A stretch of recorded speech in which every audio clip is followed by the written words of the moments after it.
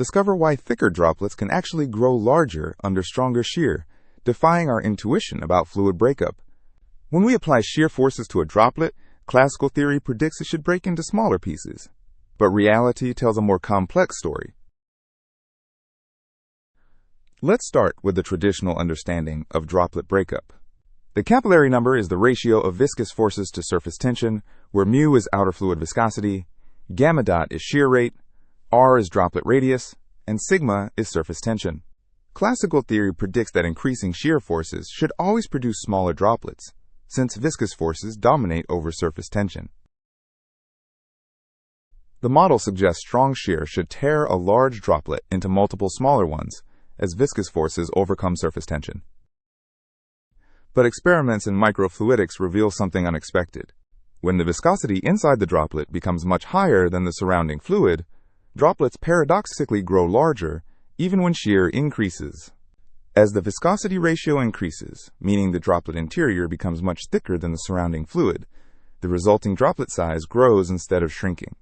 In oil-water microchannels, increasing the oil phase viscosity by tenfold can actually double the resulting droplet diameter, completely defying classical predictions. Why does this paradox occur? The answer lies in how deformation distributes across the interface. With low internal viscosity, the droplet interior flows freely and deforms easily. But with high internal viscosity, the outer fluid slips around the droplet, which resists deformation like a semi-solid object. The viscosity ratio lambda equals the inner fluid viscosity divided by the outer fluid viscosity. When lambda is very large, the paradox emerges.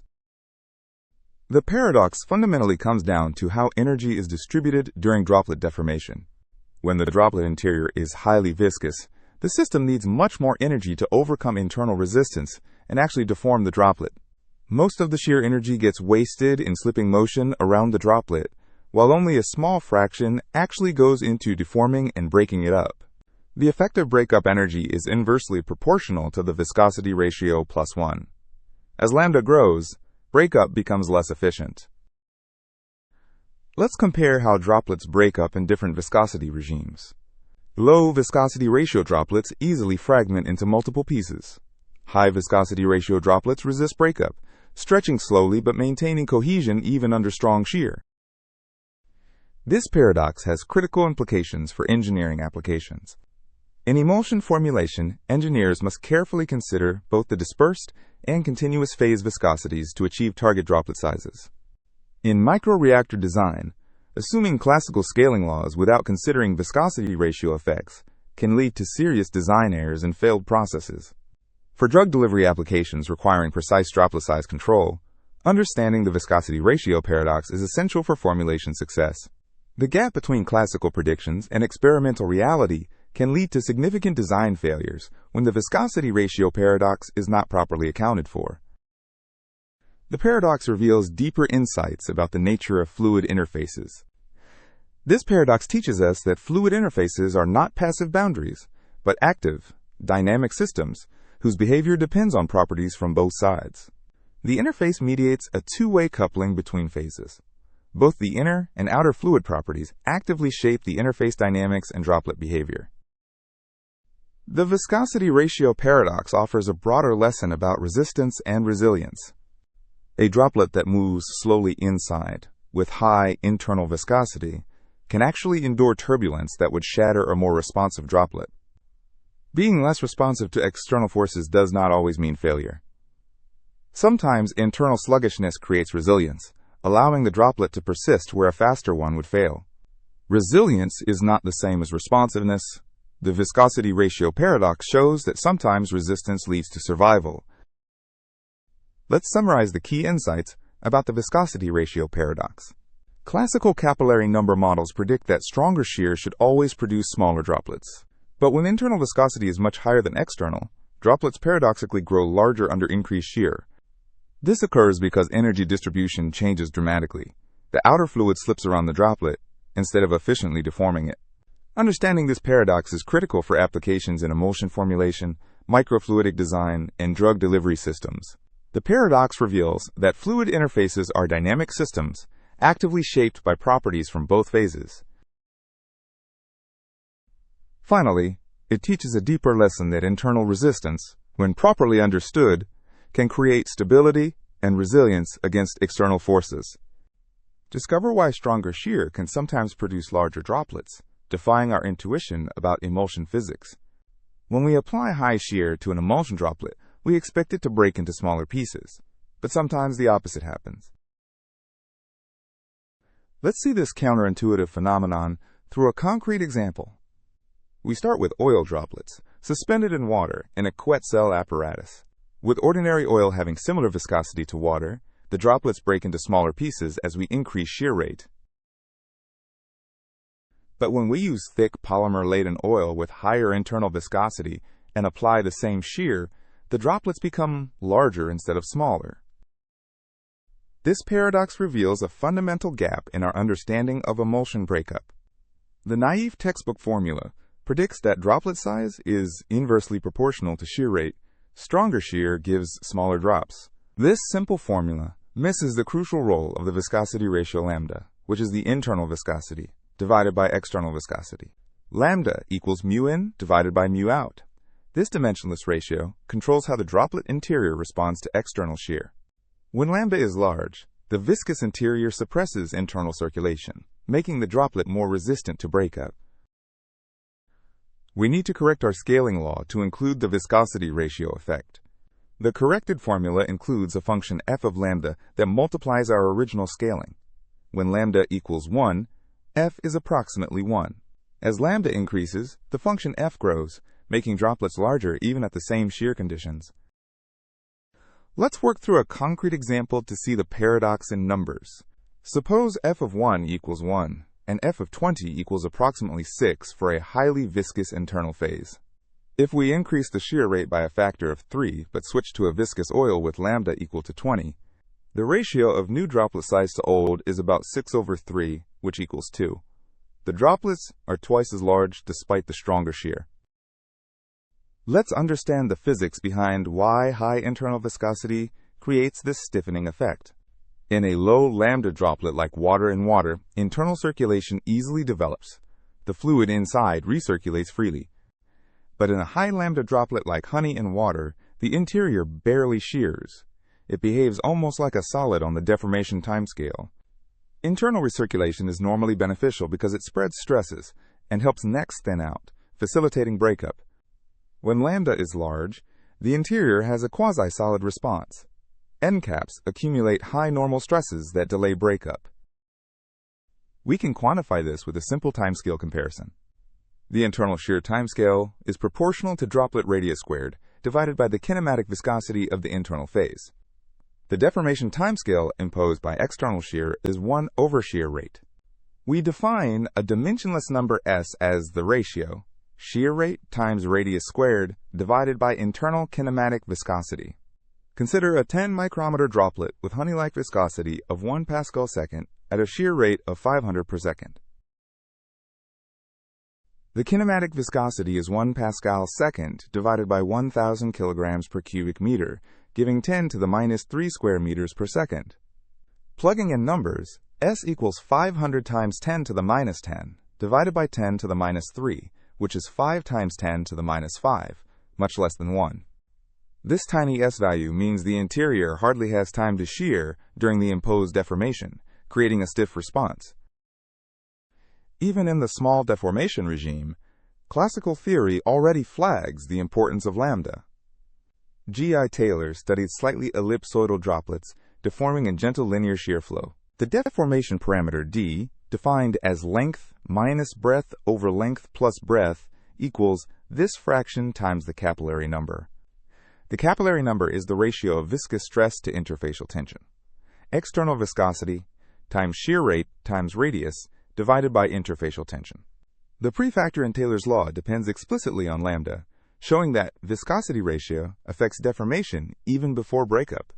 When lambda equals 1, the prefactor is 35 over 32, about 1.09. When lambda equals 20, the prefactor becomes 396 over 336, about 1.18, which is 8% larger. While this 8% difference seems modest in the linear regime, it gets dramatically amplified in the nonlinear necking and breakup regime. The real mechanism behind the paradox lies in how the breakup threshold shifts with lambda. The critical capillary number for breakup increases with lambda. The threshold shifts upward for more viscous internal phases. Empirically, the critical capillary number follows a power law. CAC of lambda equals CAC 0 times 1 plus alpha lambda to the power beta. Consider CAC 0 equal to 0.4, alpha lambda equal to 4, and beta equal to 1/2. This gives a critical Ca of about 0.4 times root 5, which is approximately 0.89. Now suppose we operate our apparatus at a capillary number of 0.6. Low lambda droplets with threshold below 0.6 break easily into small fragments. High lambda droplets with threshold above 0.6 resist breakup and remain large. At the same operating conditions, we get completely different droplet sizes depending on the internal viscosity, creating the paradox. Let's put all the pieces together to understand this counterintuitive phenomenon. High internal viscosity creates a stiff interior that resists deformation, shifts the breakup threshold higher, and ultimately produces larger droplets despite stronger shear. The apparent paradox disappears when we properly account for how the viscosity ratio modifies both the deformation physics and breakup threshold. Understanding this effect is crucial for rational emulsion design, whether making nanoemulsions, food products, or pharmaceutical formulations. Welcome to an exploration of how viscosity ratio affects droplet size and shear flows, revealing surprising and counterintuitive behaviors. This lesson explores how the viscosity ratio lambda affects droplet behavior under shear, leading to unexpected size increases. Let's begin with how surfactants change the effective viscosity ratio by immobilizing the interface. When we add a trace amount of surfactant, the interface becomes partially immobilized due to Marangoni stresses that oppose tangential slip. Surfactant molecules accumulate at the interface, creating Marangoni stresses that resist tangential motion, making the droplet behave like a more solid object. The outer flow now sees a more solid-like droplet, which is mathematically equivalent to having a higher viscosity ratio lambda. This gives us an effective lambda that is greater than the bulk viscosity ratio, boosting the critical capillary number and droplet size. Let's calculate a simple mobility factor using the surface Peclet number. The mobility factor is approximately 1/1 plus the surface Peclet number. The surface Peclet number equals shear rate times droplet radius squared, divided by surface diffusivity. Taking a droplet radius of 10 microns, surface diffusivity of 10 to the minus 10 meters squared per second, and shear rate of 500 per second, we calculate the surface Peclet number as 500 times 10 to the minus 10 over 10 to the minus 10, giving us 500. Therefore, the mobility factor is approximately 1/501, showing the interface is nearly immobile. This nearly immobile interface mimics a much larger effective lambda, which significantly inflates the droplet size under shear. Now let's examine how confinement in microchannels amplifies the size inflation effect. Consider a 100 micron square microchannel, where high lambda droplets swell against the walls at shear rates that would break low lambda droplets. In a confined microchannel, droplets experience enhanced capillary pressure sensitivity and reduced rotational release. Confinement amplifies the sensitivity to capillary pressure and reduces the ability of droplets to rotate and relax, making the lambda effect more pronounced. The capillary pressure scales as interfacial tension divided by droplet radius. The viscous stress scales as outer viscosity times shear rate times a confinement factor phi. The confinement factor is approximately 1/1 minus chi squared, where chi is the ratio of droplet diameter to channel width.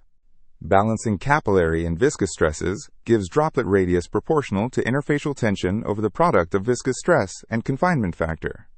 For a channel width of 100 microns and confinement ratio of 0.6, the confinement factor is approximately 6.25. The droplet radius scales inversely with the product of viscous stress, confinement factor, and a lambda-dependent function g.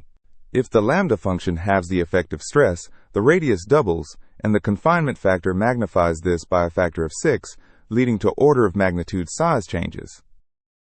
Next, we explore how a viscoelastic interphase supercharges the viscosity ratio effect. When we replace the inner Newtonian oil with a Boger fluid that has constant shear viscosity, but large elastic relaxation time, dramatic changes occur. In the neck region during breakup, extensional flow dominates, and the extensional viscosity of the viscoelastic fluid skyrockets. The neck's extensional viscosity resists breakup far more effectively than shear viscosity measurements would suggest. The Troughton ratio, extensional viscosity divided by shear viscosity, exceeds the Newtonian value of 3. For a Maxwell fluid model, the extensional viscosity depends strongly on the Weissenberg number. The extensional viscosity is approximately shear viscosity times 1 plus 2 times the Weissenberg number. The Weissenberg number equals the polymer relaxation time times the extensional rate. Taking a relaxation time of 0.05 seconds and neck extensional rate of 200 per second, we get a Weissenberg number of about 10, giving an extensional viscosity roughly 21 times the shear viscosity. This dramatically increases the effective lambda and can push droplet sizes to more than 10 times larger than Newtonian predictions. Let's examine the system from a population balance perspective, considering both breakup and coalescence. In a stirred tank, high lambda drops resist breakup, but higher shear also increases collision rates between droplets. Multiple droplets in a stirred vessel experience both breakup forces and coalescence through collisions. The net effect is fewer breakup events and more coalescence events, causing the mean droplet size to grow even as shear rate increases. The breakup rate is proportional to an exponential of negative critical capillary number divided by actual capillary number. The coalescence rate is proportional to volume fraction times shear rate. High lambda can suppress the breakup rate so drastically that increasing shear rate actually increases the mean droplet size. As the ratio of coalescence to breakup rates increases, the Sauter mean diameter increases accordingly. Finally, let's discuss practical design rules for controlling droplet size in applications. Suppose you need tiny drug carrier droplets at high throughput, but your payload liquid is viscous. You can achieve small droplets by lowering lambda, adding surfactant to mobilize the interface, or using extensional geometries. To avoid size inflation from the viscosity ratio effect, you should reduce lambda by thickening the outer phase or thinning the inner phase, increase interfacial mobility with appropriate surfactants, or employ high strain rate extensional geometries. Conversely, to deliberately exploit size inflation and create larger droplets, you would do the opposite of these strategies. Let's work through a back-of-envelope calculation for a design scenario. Suppose the naive prediction without viscosity ratio effects gives a droplet size of 10 microns. If the lambda effect introduces a factor of 5, the actual droplet size becomes 50 microns. By raising the outer phase viscosity by a factor of 5 using a glycerol water mixture, we can compensate for this effect. The modified design gives us back the original 10 micron droplet size, effectively canceling the lambda inflation factor. Let's summarize the key insights about viscosity ratio effects on droplet behavior. Surfactants can immobilize interfaces through Marangoni stresses, effectively raising lambda and increasing droplet size. Confinement in microchannels can amplify the lambda effect by factors of 5 to 10 due to enhanced capillary pressure sensitivity. Viscoelastic fluids as the interface dramatically increase extensional viscosity, resisting breakup far more than Newtonian fluids. From a population balance perspective, high lambda suppresses breakup while maintaining coalescence, shifting the size distribution upward. The viscosity ratio paradox becomes a powerful design lever when you understand how to manipulate lambda, surfactant properties, and flow geometry to achieve your target droplet size.